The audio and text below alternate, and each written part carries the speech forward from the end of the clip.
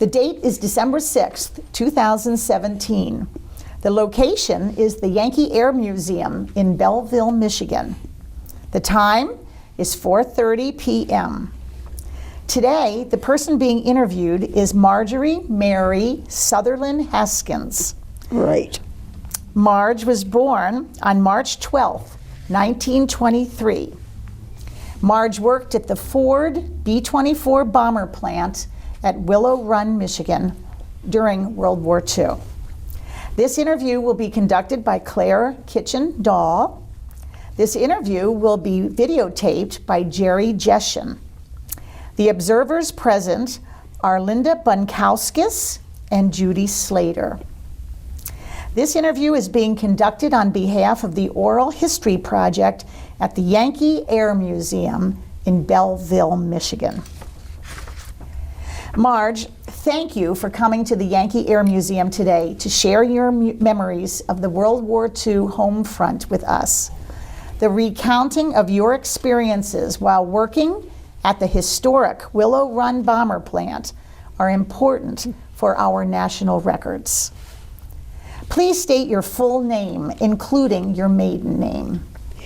Marjorie Mary Sutherland Haskins.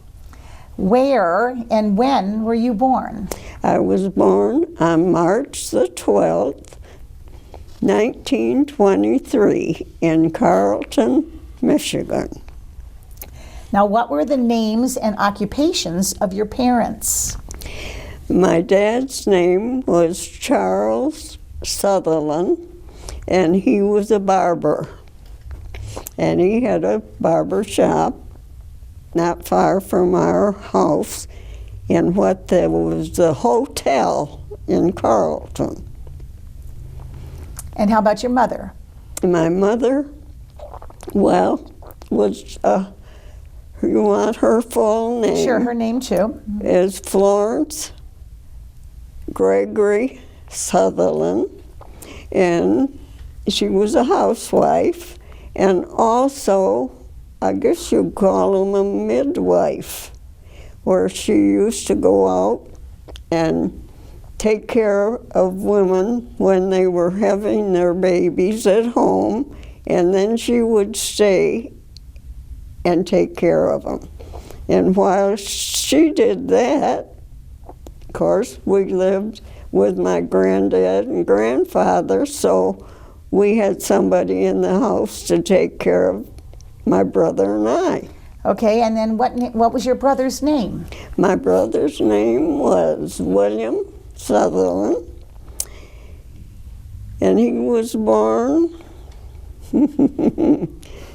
I can't think of when. Well, was he older or younger than you? He was 2.5 years older than I am. Okay. Now, why was it that you lived in Carlton? What was it about Carlton and your family? Well, I guess everybody was born and raised there.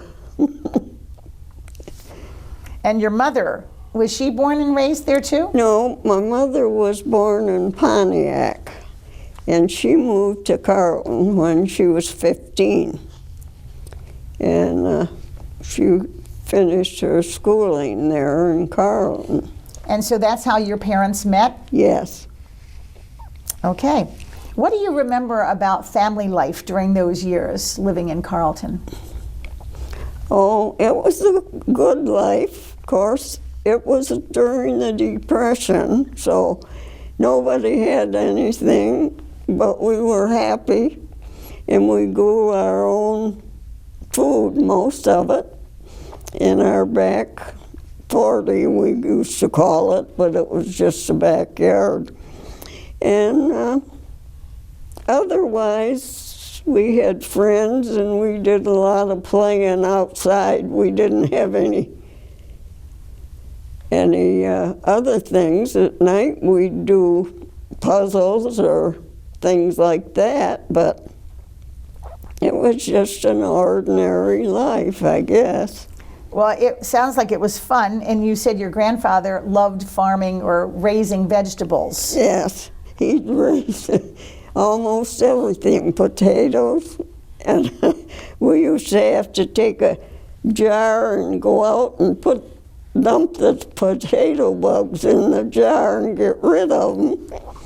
And they had raspberries and grapes and an apple tree, and my mother canned all that stuff during the summer, and we always had food, and we were just, I was a happy kid, I guess. That's wonderful. You said your grandfather owned a general store. Yeah, a little general store.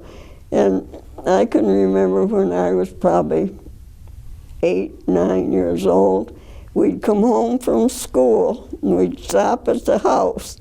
Then I'd walk down to the store and he'd always give us a piece of candy or a stick of gum or something. Yeah. That's fabulous. Can you remember the address of that home? Well, home? 1227 Monroe Avenue, Carlton, Mich. And it was a big house, lots of bedrooms and lots of rooms. 5 bedrooms. Huge.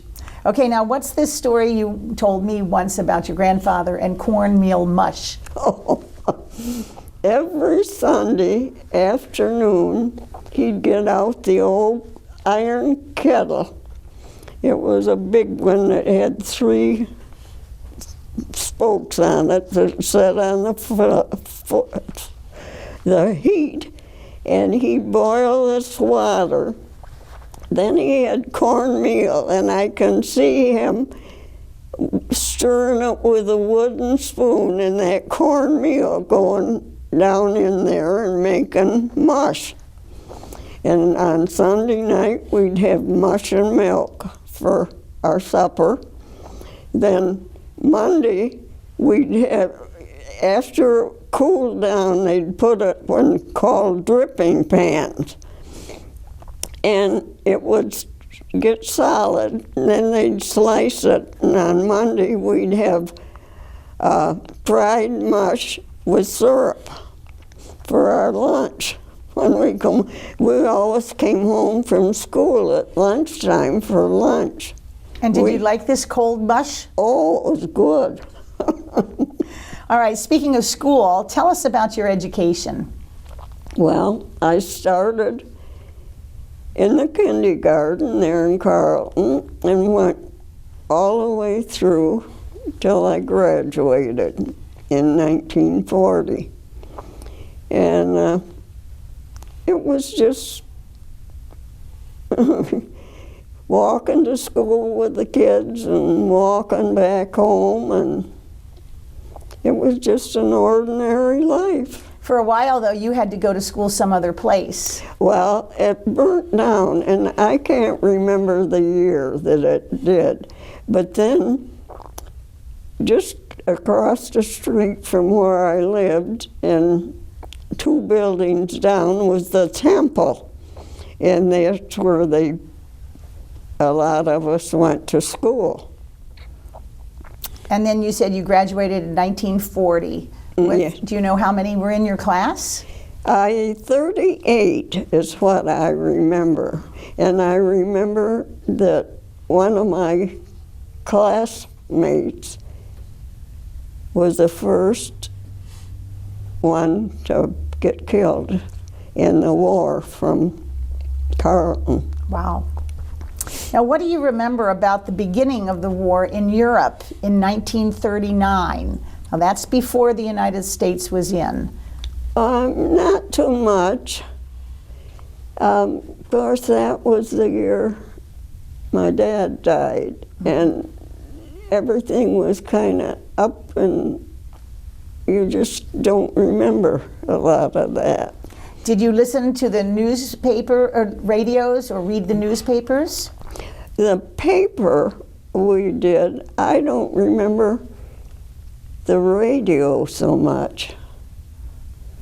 Now, you said one time to me that you and your brother had a paper route. Yes. For what newspaper, and how did you do this? Well, it was a Detroit paper, and they'd bring it out, drop it off in front of our house, And then he'd take one end of town and I'd take the other to deliver it to the people. Were you walking? Well, we did some, and then we rode a bike. So of course you would have read about the news or read about the war. You've got Yeah. access to those newspapers. Now, would you say your family was Republican or Democratic? I believe they were Republican. Okay. Now, in June of 1940, when you graduated from high school, what did you do? What did I do afterwards? Well, in my years in school, I cleaned houses for people to earn some money. Of course, my dad had died and there was just us. And then after I graduated, I went to work to Kresge's down to Monroe. And I used to ride with a girl that worked down there. And so that's the way I could get back and forth. So Because we never had a car. So you liked working, though, at Oh, Kresge's? yeah, it was fun. Good. What do you remember about the news on of the attack on Pearl Harbor? Well, I had, well, it would be a brother-in-law later on that was in Pearl Harbor when it was attacked. So we did keep, you know, on what news we could get. And but he was very fortunate. He made it out he was in the Navy. Okay, now what members of your family have served in the military? My dad was in the First World War. I had an uncle that was in the First World War. And then in the Second World War, I had a brother and two cousins.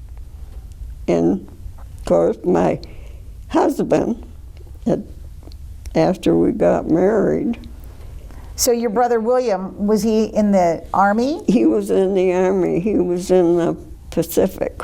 Okay, well, you should be very proud of all these men. You've got men covering the bases in World War I and World War II. Yeah. Good for them. What made you apply for work at Willow Run if you were happy at Kresge's? Well, I made, I forgot how much, $12.97 a week. And that isn't very much money. And then I had a girlfriend that worked, or that went to school with me, that had gone over to Willow Run, got a job.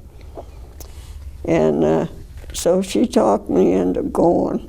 And I went, got hired one day and went to work the next day, and there I was.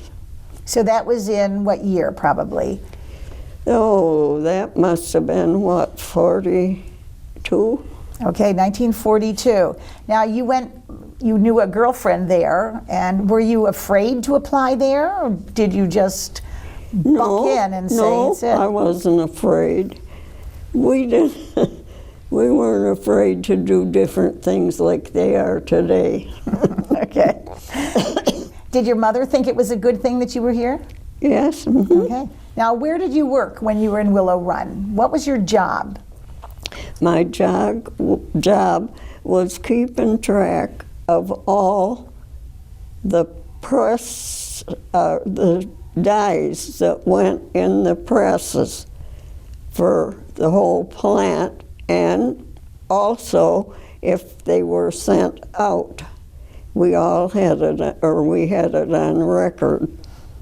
And that's what my job was. So what department did you work in? 927. It was in a press shop. Now, and so how did you keep track of these things? What was your working area like? It was on a desk and they were in file boxes, and there was a lot of them. Well, what things were in these file boxes? File cards, and then the men from the press shop would come to our crib and tell us what number they wanted and where it was located. Then we could tell them, they could go get it, take it to the press, and used it. Then they'd bring it back and tell us that it was back where it should be, so whoever needed it again would know where it was. So you were really organizing and keeping track of where all the information for all these parts were throughout the plant. Was it just for Willow Run? Well, sometimes they were sent to different, I suppose, Ford plants or plants where that dye was needed. So they were in effect checking these things out, and you were keeping the records almost like a librarian. Yes. All right. And what did you call your little working area? Crib. A crib. Was that an official name, or is that what you called it? No, that's what everybody called it, I think. Did you stand and walk, or? No, we could sit, we could stand, or we could walk around, and yeah. Was there anything unusual about your little chair? No. Did it roll or move? That I can't remember. Oh, you can't. Okay, good. And how did you get to Willow Run from your house at 1227 Monroe Street? We carpooled, and we would pay the driver. There's usually 6 of us in a car that went, because of course gas was rationed, and so that's the way we went back and forth. How long did it take you? It all depended on the weather. Sometimes you'd come out from work and you'd come out to snow, sometimes rain, and in the wintertime the snow could get kind of heavy. But generically, from Willow Run to Carlton was about how far? Oh, boy. Normally how long would it take you on a good day? An hour, usually. Now, did you have to wear any special clothing or equipment where you were? No, I didn't where I worked. No. Was it extra hot in there? Extra cold? How did it feel where you worked? It didn't get cold in the wintertime. It got drafty, but not cold. But in the summertime, it got pretty warm. Did they give you anything to help cool you down? Just a little fan in there. Okay, good. All right then. What shifts did you normally work? I normally worked day shift. My mother worked there, and she had to change shifts, so it made it kind of funny. Her on one shift and me on another. Well, now your day shift started at what time and ended about when? I can't remember. Okay, but pretty much morning till late afternoon? Yeah, morning till afternoon. All right, and then when you got home, were you able to just relax, or did you have things to do? Plenty to do. We had a coal furnace, and my grandmother lived with us, so we'd have to get the coal by the furnace so she could put it in there to keep herself warm while we were gone. And sometimes we'd come home and the grate in the furnace would be broken, and we'd have to buy grates and put those things after we come home from work. It was fun. It was fun, but it was hard, right? All right, now what did you think of your supervisor and your coworkers? I had a very nice gal that worked with me, and I never had problems with my boss or my second boss. There was two bosses, and I never had any problem with them. Good. Did you remain friends over the years or keep in contact? Not afterwards, no. Okay. What about your social life during this time? Here you were, a young graduate from high school and working at Willow Run. What did you do with your free time? I didn't have much, and of course, all the young men were gone, but the women used to get, because their husbands or boyfriends were gone, and we'd get together, but most of the time you just did your work at home that you had to do, and then you went to bed. Now, did you feel that you were paid fairly while you worked there? Yes. Mm-hmm. And were you able to save money or? Yes, yes. And then, of course, after I got married, you got a little bit from, so that was always put in the bank. So when he come home, we'd had some money, because I grew up in the Depression. And of course, it was when everything went bad and the banks closed. My granddad's store lost all his money, and so it was just, you just worked, and that was it. You worked and saved what you could. You were careful with everything. Well, now tell me about your high school boyfriend. What was his name, and how did you eventually continue with your life with him? Well, I went, of course, not steady with my husband before, while I was in high school, because I guess I didn't meet him until maybe 11th grade or so. Now, what was his name? Gordon. And but I had other boyfriends that we did different things with, but that was it. I just kept with him, and we had a long life. Now, you were engaged to Gordon while you were working at Willow Run. Yes. All right, now, first of all, what about his military service? What branch of the service was he in? He was in the Coast Guard, and he was on a landing ship for tanks on an LST for all the time he was in the service. So while he was in the service, you were working at Willow Run and you were engaged. Now tell us about when you got married.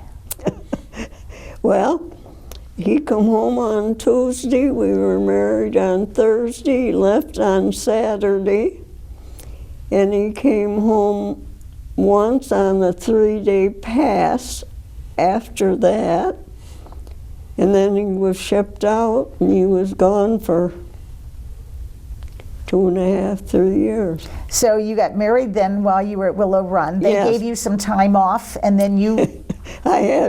I had the day before and the day after.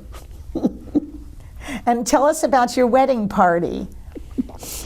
Well, when he came home, we couldn't find any men. Nobody was home on leave except one fellow that lived in Waltz, which was about 4 or 5 miles from Carlton, and he was home on leave. So we went over and got him, and his name was Granfield Yankee.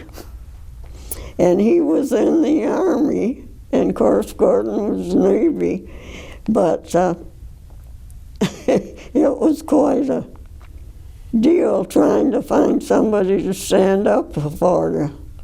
Now, what about you? You had 3 young, lovely ladies. Now, how did you know them? Well, one of them worked in the crib with me, and one I went to school with from the 9th to the 12th grade. And the other girl rode back and forth with us when we worked at the bomber plant. So we've got 5 people in that wedding party, a groom, a bride, a strange man named Grandfield Yankee, and 3 other women who worked at the bomber plant. Yep. That's great. How long were you and Gordon married? 61 years. It's wonderful. 61 years. Now tell us a little bit more about Gordon's military service. You said he was in the Coast Guard. And he was all over. He was in 3 different parts of the world, the Pacific, and I can't remember what they were now, but he was all over the world, I'll tell you, all different places.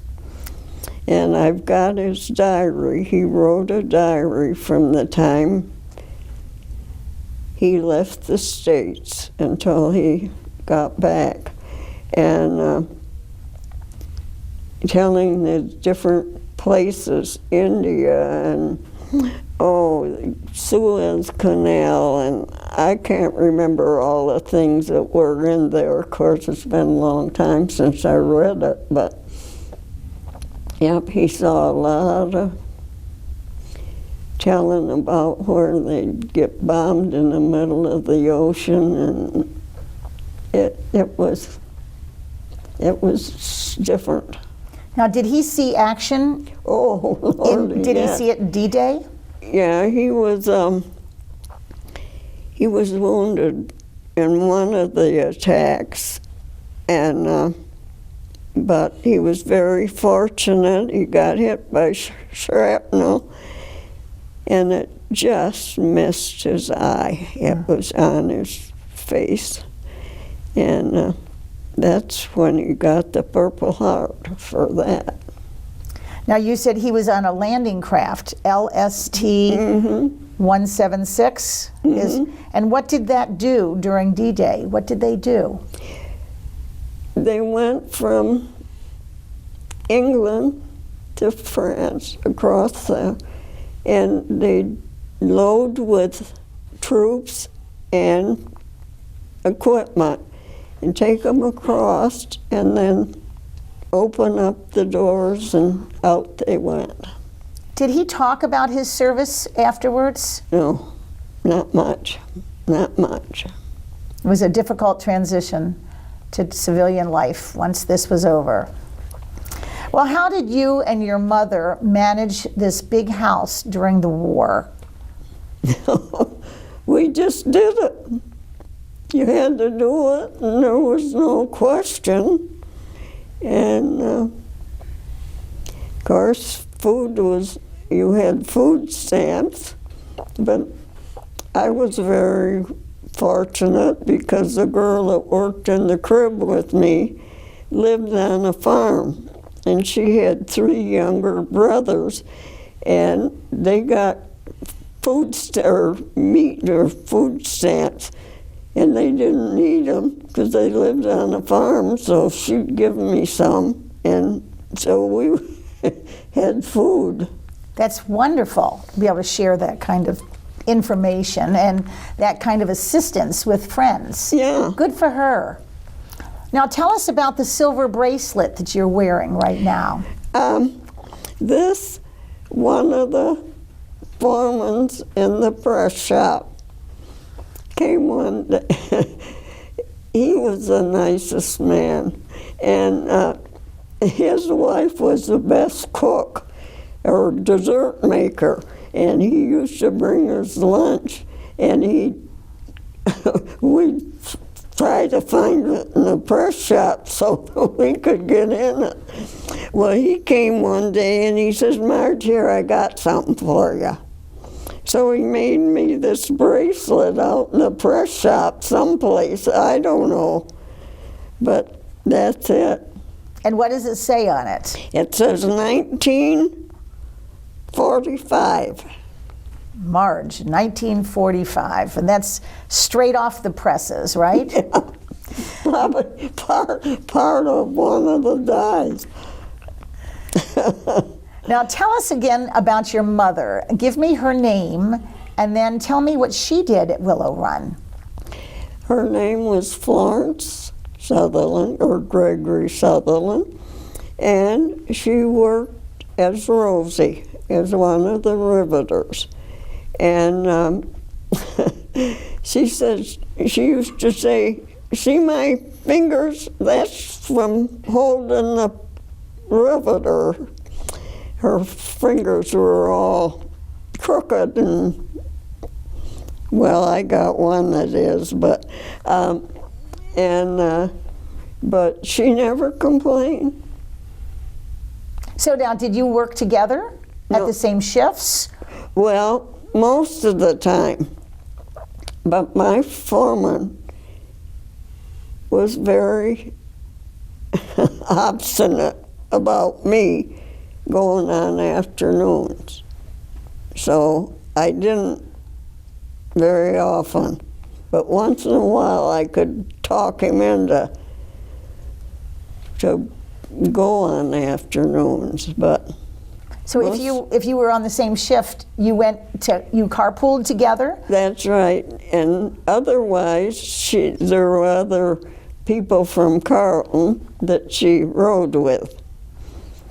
And the reason she got to working over there was one of her friends went over and got a job, and they kept after her, "Come on, Florence, come on. Come be with us." So she did, and it helped a lot, I'll tell you. Did she start there before or after you did? After I did. And did you ever compare notes with each other about factory life? And No, not much. Mm-mm. Just that we had to go to work, that's all. what did you think of her working there? I thought it was good for my mother. Of course, being a widow, and it got her out, and I thought it was good for her. Well, and it gave her some extra money. That's right, which we needed. Right. Did she leave Willow Run before you did, or Yes. Hmm. do you know why? Well, she was laid off before I was. In fact, I was one that they pushed me out the door, I guess, because we had to, there at the last, we had to type all these out as they were shipped out. So I was there till one of the last. So you were just wrapping it all up. After the assembly line was gone, but you were wrapping up the everything was details. gone, but the lights weren't shut off yet. Not yet. All right. Did your mom have to wear a uniform or have her hair up in a bandana or No, anything? not that I remember. I don't think so. Now, what did you do after you left Willow Run?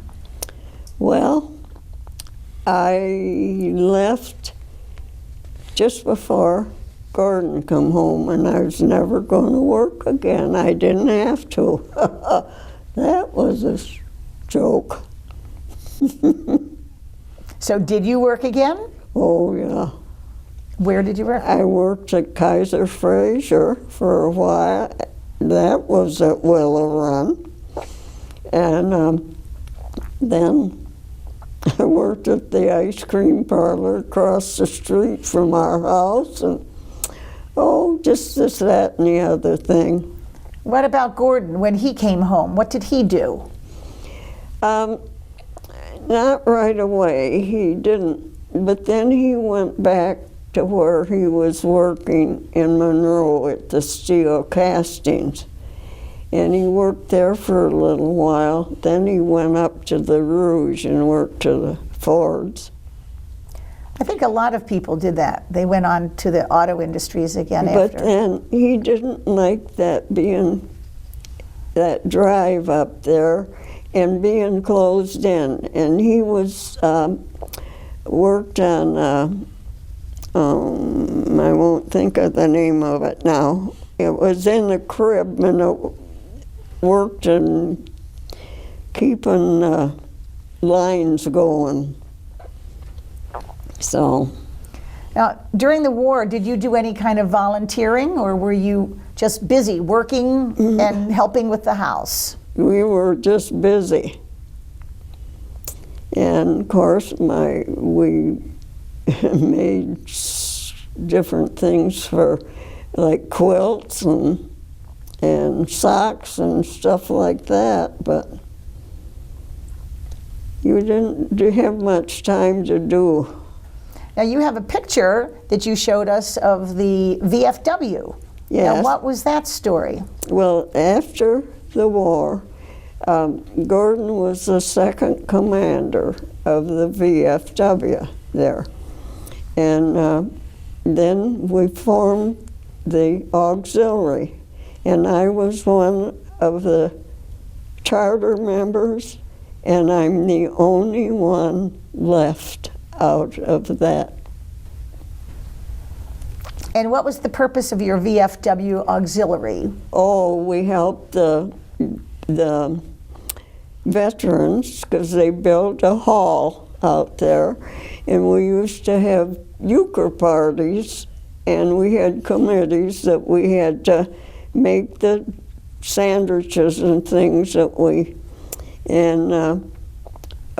we just worked at different things and sold different things to help the veterans with their building of the building. Good. So it was just helping them and socializing at the same time. That's right. You had a lot of fun with the VFW. Yes, you did. A good group of people. Yes. Now, do you remember anything about the celebrations in Carlton from VJ Day, Victory in Japan, or Victory in Europe Day? Oh, yeah, they did a lot in the streets, just celebrating, and that was about it. Of course, living in a little town, it's a mile long from one end to the other, so there isn't too much to do.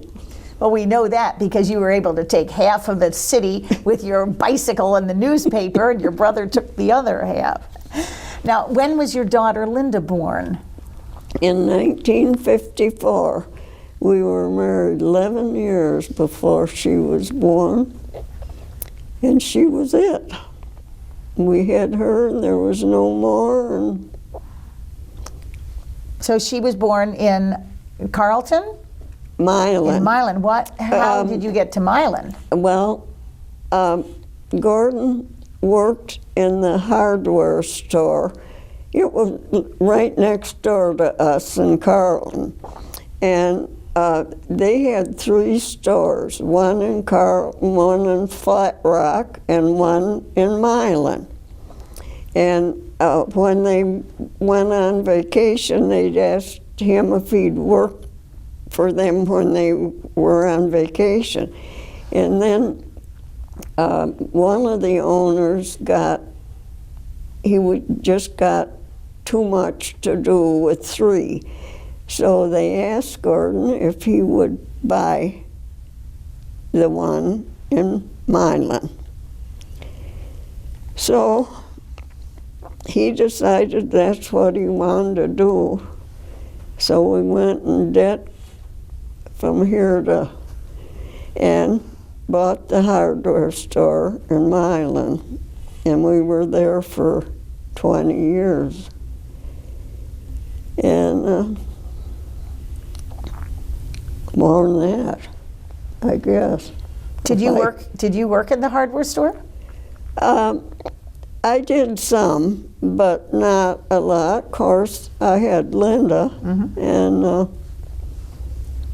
but I'd work in there some. Now, If to wrap this up a little, how would you say World War II affected your life? Well, I really can't say it did, except with what we went through after he got home. It was a little rough, but that was it. Were you, how about your memories of Willow Run, the memories you have of working there? Were they good memories or are they bad memories? I had good memories there. I had no complaints, and I just had, I was happy there, as happy as I could be, and I had good people working around me, or I guess some of them didn't, but I was very fortunate. Proud to be part of this movement. Is there anything you'd like to add that we forgot to bring up during this interview? Not that I know of. I probably think of it after I get to bed tonight. But no. No, I guess not. All right. Well, Marge, we are so appreciative of your taking the time to share your experiences of working in the defense industries during World War II. Primary documentation is vital to any understanding of the history of that war. With your stories and your firsthand knowledge of the home front during the 1940s, our national narrative will be more complete, honest, colorful, and accurate. Thank you for giving your strength and patriotic energy to America and for doing your part to help win the war. You have made a difference in this world, and we thank you. And you are truly a heroine. Thank you.